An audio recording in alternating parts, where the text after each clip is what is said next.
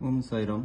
आपण दाभोलकर विरचित अशी साईचरित्र याच्या आपण साईचरित्राच्या पहिल्या अध्यायाचे वाचन करणार आहोत. अध्याय पहिला. सुरुवात केलेल्या कार्याच्या स्थितीची समाप्ती निर्विघ्नपणे व्हावी म्हणून विद्वान लोक अगोदर मंगलचरण करून आपले इष्ट देवता अनुग्रह प्राप्त करतात. मंगलचरण म्हणजे सगळ्यांना नमस्कार करणे होय.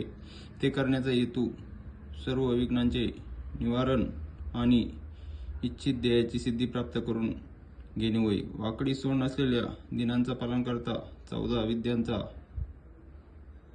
4 वेद 6 शास्त्रे धर्मशास्त्र मीमांसा तर्क किंवा न्याय व पुराणी अधिपती मंगल रूप असलेल्या हत्तीचे तोंड असलेल्या अशा गणपतीला प्रथम वंदन करतो. पोटात 14 भुवने 7 स्वर्ग म्हणजे भूलोक भुवरलोक स्वरलोक मरलोक जनलोक तपलोक सत्य किंवा ब्रह्मलोक आणि 7 पाताळ म्हणजे अतल वितल सतल रसातल तलातल महातल व पाताल किंवा नागलोक मानवतात म्हणून तुला लंबोदर मोठे पोट असलेले म्हणतात. भक्ताच्या विघ्नांचा नायनाट करण्यासाठी धारदार परशु तू हातात धरतोस. हे विघ्न व घातपात यांचे निवारण करणारा गणनाथा गजानना माझ्या शब्दांना प्रसन्न पूर्ण कर. मी तुला साष्टांग नमस्कार करतो. तू भक्तांचा मदतगार आहे. विघ्ने तुझ्या तोड्याशी पायातल्या दागिन्यांशी लोळतात.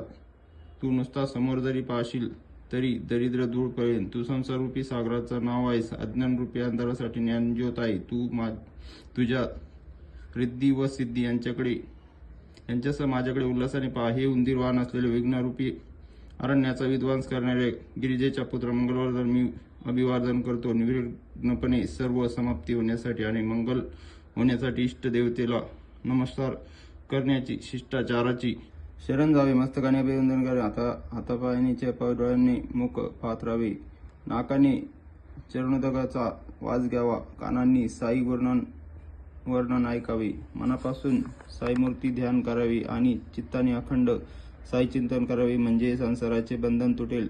सद्गुरु पायी तन मन धन सर्व भक्तीने समर्पावे आणि गुरुसेवेत सबंध आयुष्य खर्च करावे. गुरुनाम गुरु सहवास गुरुकृपा गुरुचरणांचे तीर्थ गुरुमंत्र यांची प्राप्ती अत्यंत कष्टाने होते. या सर्वांच्या पोटी प्रचंड शक्ती असते आणि ती भक्तांना मोक्षद्वाराच्या उंबरठ्यावर नकळत घेऊन जात असते. याची अनन्य अशा भक्तांनी परीक्षा घेतली आहे. गुरुसहवासरूप गंगाजल मळ धुवून टाकून शुद्ध करते. मनासारखे दुसरे काय चंचल असते पण त्यालाही ते हरिचरणी शील करते. श्री सद्गुरुचरणांची सेवा हेच आमचे वेद शास्त्र व पुराण. गुरुचरणी लोटांगण हेच आम्हाला योग यज्ञ तप वगैरे साधन. श्री गुरूंचे पवित्र नाम हेच आमचे वेदशास्त्र आणि साई समर्थ हा आमचा मंत्र व यंत्र तंत्रही हेच. ब्रह्म सत्य हेच आहे याची प्रचिती आणि बाकी जगत मिथ्या आहे याची जागृती होणे अशी जी परम स्थिती ती साईबाबा भक्तांना मिळवून देतात. परमात्मा सुख परमानंद स्वरूप स्थिती ब्रह्मानंद स्वरूप स्थिती वगैरे शब्दांच्या गुंतागुंती आहे. आपल्याला फक्त मनाची आनंदमय वृत्ती पाहिजे. ज्याला वृत्ती एकदा जर मनात बांधता आली आणि सदा सर्वदा अशी एकच स्थिती ठेवता आली तर तिच्या चित्ताला सुख शांती व समाधान लाभते. परमप्राप्ती तीच होय. साई स्वतः आनंदवृत्तीची खाण आहे. सागरासारखा तो सदा परिपूर्ण आहे. भक्त भाग्याचा असला तर त्याला परमानंदाची तूट पाडणार नाही. शिवशक्ती पुरुष प्रकृती प्राण व गती दीप व प्रकाश या शुद्ध ब्रह्माच्या चैतन्याच्या विकृती आहेत. त्या दोन्ही एकच असून लोक त्यांना दोन वेगळे मानतात. एकाकी न रमते बहुश्याम ही श्रुती आहे. दुसऱ्याची संगती आवडू लागते परंतु पुन्हा एकच व्हावेसे वाटते. शुद्ध ब्रह्माची जेथे स्थिती तेथे पुरुषही नाही प्रकृती नाही. सूर्याची जेथे वस्ती असते कुठला दिवस कुठली रात्र. साईबाबांचे मूळ रूप स्वरूप गुणांच्या पलीकडे निर्गुण आहे परंतु भक्तांच्या कल्याणासाठी ते उत्तमोत्तम गुणांसह सगुण झाले. त्यांना मी अनन्यपणे शरण जाते. साई समर्था जे शरण गेले त्यांनी आपले पुष्कळ अनर्थ चुकले म्हणून मी आपल्या मतलबीसाठी त्यांच्या पायी मस्तक ठेवतो. त्यांचे महत्वाचे माप वास्तविक पाहता निराळेच आहे. ते भक्तांच्या सुखासाठी वेगळा राहतो. जो आपण स्वतःच ईश्वराचे भक्त असे दाखवून त्याप्रमाणे वागतो त्या प्रेमळ साईबाबाला माझा प्राणीपात असो. जो सर्व जीवांचे चैतन्य आहे. जो ज्ञानशक्तीचे अधिष्ठान आहे. जो चर व अचर रूपाने प्रगट झाला त्या प्रेमळ साईबाबाला माझा प्रणिपात असो. हे सुखमूर्ती गुरुराया, तू माझी परमगती आहेस, तूच माझी विश्रांती आहे. हे माझ्या अर्थाचा अर्थ दूर करणारं तूच आहेस. आता या नमनाच्या अखेरीस सर्व भूती भगवंत याचे प्रतिष्ठित म्हणून सर्व जीवमात्रांना मी वंदन करतो आणि त्यांनी मला पदरात घ्यावे अशी विनंती करतो. त्यामुळे विश्वाच्या पोषण करत्याला आनंद वाटेल, कारण तो विश्वाला आतून बाहेरून व्यापून आहे, त्याची एकात्मता किंचित विभागली नाही. अशा प्रकारे नमन पूर्णपणे समाप्त झाले, जे आरंभलेल्या गोष्टी नीट समाप्ती होण्याचे साधन आहे. हेच या ग्रंथाचे मंगलचरण आहे. आता त्याचे प्रयोजन निवेदन करतो. साईंनी माझ्यावर कृपा करून जेव्हापासून माझ्यावर अनुग्रह केला तेव्हापासून मी रात्रंदिवस त्यांच्या चिंतन करीत असतो आणि संसारातील माझ्या भीतीचा नाश झालाय. मला दुसरा जप नाही, मला दुसरा तप नाही. साईंचे शुद्ध सगुण रूप मी पाहत असतो. बाबांच्या चेहऱ्याकडे पाहत असताना ताण भूक नाहीशी होते. त्यापुढे इतर सुखांना काय पाड, संसारातील दुःखे विसरायला होतात. बाबांच्या डोळ्याकडे पाहत असताना आपल्याला स्वतःचा विसर पडतो. हृदयातून जे प्रेमाने उमाळे येतात त्यांच्या मनाची वृत्ती त्या गोडीच्या आनंदात बुडून जाते. कर्म, धर्मशास्त्र, पुराण, योगायोग, अनुष्ठान, तीर्थ, यात्रा, तपाचरण हे सर्व मला साईंच्या चरणाच्या ठिकाणी आहे. गुरूंच्या वाक्याप्रमाणे सतत वागत राहिले, चित्त वृत्ती श्रद्धेच्या आढळ स्थितीत दृढ केली तर मनाला कायमची शांतता प्राप्त होते. हीच कर्माच्या परिणामाची स्थिती, ज्यामुळे माझी साईंच्या चरणाबद्दलची लालसा वाढली आणि तिच्या अर्थार्गिक शक्तीचा मला प्रत्यय आला. जी शक्ती भक्ती उत्पन्न करते, साई समर्थ चरणांच्या तृष्णा वाढवते, संसारात राहून संसार वैराग्य व आनंद वृत्ती देते, त्या शक्तीचे मी किती म्हणून वर्णन करावे. अनेक संप्रदाय भक्तीचे अनेक प्रकार अनेक तरांनी सांगितलेले आहे. त्याची लक्षण शक्यतो काळजीपूर्वक सारांशरूपी मी सांगतो. स्वरूप अनुसंधान हे भक्तीचे मुख्य लक्षण. वेद शास्त्र निपुण ज्ञानसंपन्न आचार्य सांगतात. पराशर ऋषींचे पुत्र व्यास यांनी सांगितलेलं पूजा वगैरे करून प्रेम व्यक्त करण्यासाठी आणखी एका रीतीला अर्चन भक्ती म्हणतात. गुरूंसाठी बागेतून पारिजात वगैरे फुले गोळा करावी आणि गुरूंच्या अंगणात झाडून पाणी शिंपडून गायीच्या शेणाने सारवल्यानंतर स्नान संध्या करावी. गुरुदेवासाठी गंध उघळावे, पंचामृताने स्नान घालावे आणि धूप दीपाने आरती करून मग नैवेद्य दाखवा. असे जे वेगळे प्रेमपूर्वक करणे त्याला अर्चन असे म्हणतात. आपल्या हृदयातील जे शुद्ध ज्ञानस्वरूप निर्मळ चैतन्य त्याला मूर्तीत आमंत्रण करून पूजेला आरंभ करावा. मग पूजनार्पण संपल्यानंतर त्याला चैतन्याने पुन्हा आपल्या हृदयात पूर्वीच्या जागी स्थापन करावे. आता आणखी गंगाचार्याच्या मताच्या एका भक्तीचे लक्षण सांगतो, ते जाणून घ्या. या भक्तीस मन हरीच्या गुणांच्या कीर्तनात तल्लीन होऊन हरी आनंद मग्न होऊन जाते. आत्म्याचे अखंड ध्यान करणे, कथा कीर्तन करणे आणि शास्त्रात सांगितल्याप्रमाणे आचरण करणे इतर पुढील भक्ती शांडिल्य मुनींनी सांगितली आहे. त्यांच्या मनात स्वतःचे हित साधायचे असेल तर वेदांनी सांगितल्याप्रमाणे आचरण करतात आणि जे आचरण सांगितलेले नसते किंवा मना केलेले असते ते स्वतःच्या हिताला बाधक असते म्हणून टाळतात. कोणत्याही क्रियेच्या किंवा फलाच्या मी खरा कर्तावी नव्हे व भोगतावी नव्हे असा अहंकाराशिवायचा भाव जेव्हा मनात उपजतो तोच पूर्ण ब्रह्माचा योग होय. अशा प्रकारे कर्म करीत गेले तर नैष्कर्मता सहज साध्य होते.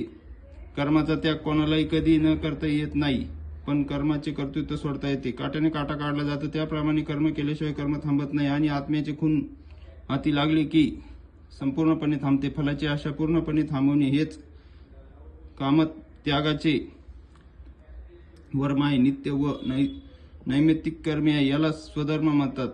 सर्व कर्मे भगवंताला अर्पण करणे, एक क्षण सर्व विसरून मन वैराग्ययुक्त करणे अशी भक्तीची वेगळी लक्षणे असलेल्या नारद मुनींनी सांगितलेल्या भक्तीचे वर्णन आहे. अशा प्रकारे भक्तीचे एकावन्न एक विलक्षण लक्षणे आहेत.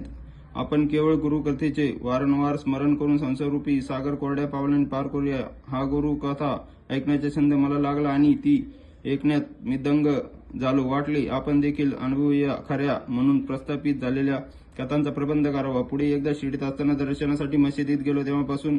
तेव्हा साईबाबांनी गहू दळताना पाहिले आणि अत्यंत आश्चर्य झाले. आधी ती कथा सांगतो, आपण स्वस्थ चित्ताने ऐकावे. त्यातून या साई चरित्राचा उगम कसा झाला मग ते ऐका. ज्यांची कीर्ती उत्तम आहे त्यांच्या गुणांचे पुन्हा पुन्हा वर्णन करण्याचे आणि त्यांच्या प्रेमळ कथांची एकत्र बसून चर्चा करण्याचे चित्त शुद्ध होते आणि बुद्धी देखील स्पष्ट होते. ज्यांचे नाव घेणे मंगलदायक असते त्यांच्या गुणांचे वर्णन करण्याचे आणि त्यांच्या गोष्टी लीला ऐकल्याने भगवंताला फार आनंद होतो आणि तिन्ही प्रकारच्या आध्यात्मिक, अधिभौतिक व अधिवैदिक तपांचे क्लेशांचे निवारण होते. म्हणूनच आदी भौमितिक वगैरे तपांनी विटलेले स्वतःचे कल्याण साधण्याची इच्छा करणारे आत्म्याचे ध्यान करण्याचा छंद लागलेले लोक पुण्य श्लोक व्यक्तींचे पाय धरतात आणि अनेक प्रत्यक्ष अनुभव करून घेतात. असो, आता लक्ष द्या आणि हा गोड वृत्तांत ऐका, म्हणजे बाबांची कृपावंत पाहून आश्चर्य वाटेल. एके दिवशी सकाळी दात घासून तोंड धुवून बाबांनी दळण्यास सुरुवात केली.